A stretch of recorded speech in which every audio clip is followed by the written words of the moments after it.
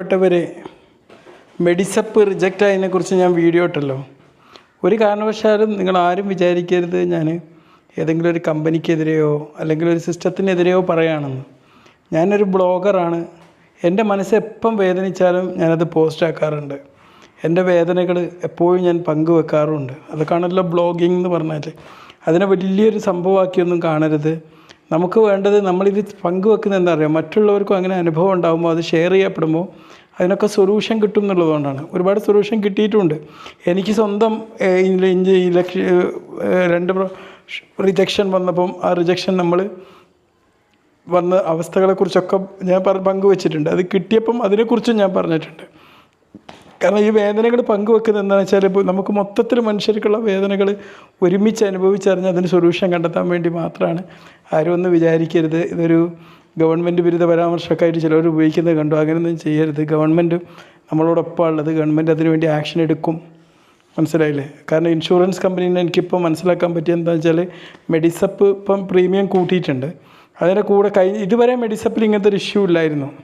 നമ്മളൊന്ന് ഹോസ്പിറ്റലിൽ ജീവിതത്തിൽ ഒരിക്കൽ പോലും മെഡിസപ്പിന് റിജക്ഷൻ വന്നിട്ടില്ലായിരുന്നു.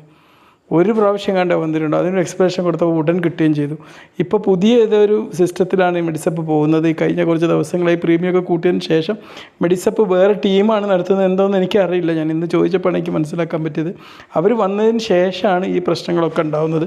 അപ്പോൾ ചുരുക്കി പറഞ്ഞാൽ പുതിയ ടീമിനെ ഏൽപ്പിച്ച് കൊടുത്തപ്പം അവർ ശരിക്കും ചവിട്ടി പിടിക്കുന്നൊരവസ്ഥയാണുള്ളത്. കാരണം ഇതെന്താ പ്രശ്നം എന്നറിയോ? ഞാനിത് പ്രതികരിക്കുന്നത് എന്തിനാണെന്നറിയോ?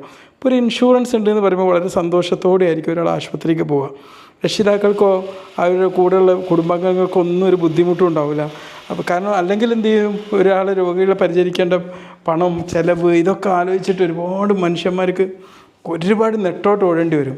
എനിക്ക് ഇൻഷുറൻസ് ഉണ്ടല്ലോ, അതുകൊണ്ട് കുഴപ്പമൊന്നുമില്ല, അത് കൂളായിട്ട് പോകാമല്ലോ എന്ന് വിചാരിച്ച് വരുമ്പോൾ ആയിരിക്കും പെട്ടെന്ന് ഇതുപോലത്തെ റിജക്ഷൻ ഉണ്ടാവുകയും സ്ഥിരമായിട്ട് റിജക്ഷൻ വരുമ്പോൾ ആശുപത്രിക്കാരെന്ത് ചെയ്യും, ഇൻഷുറൻസ് എടുക്കുന്നത് നിർത്തും. അല്ലാണ്ട് ഇപ്പം ആശുപത്രിക്കാരിൽ ജീവിച്ച് പോകേണ്ടവരല്ലേ, അവർക്ക് അങ്ങനെ എടുക്കാൻ പറ്റുമോ? കാരണം ഇന്നത്തെ കാലത്ത് നമുക്കറിയാം ആശുപത്രികളൊക്കെ തന്നെ നഷ്ടത്തിലോടുന്നൊരു സാഹചര്യമുള്ളത്.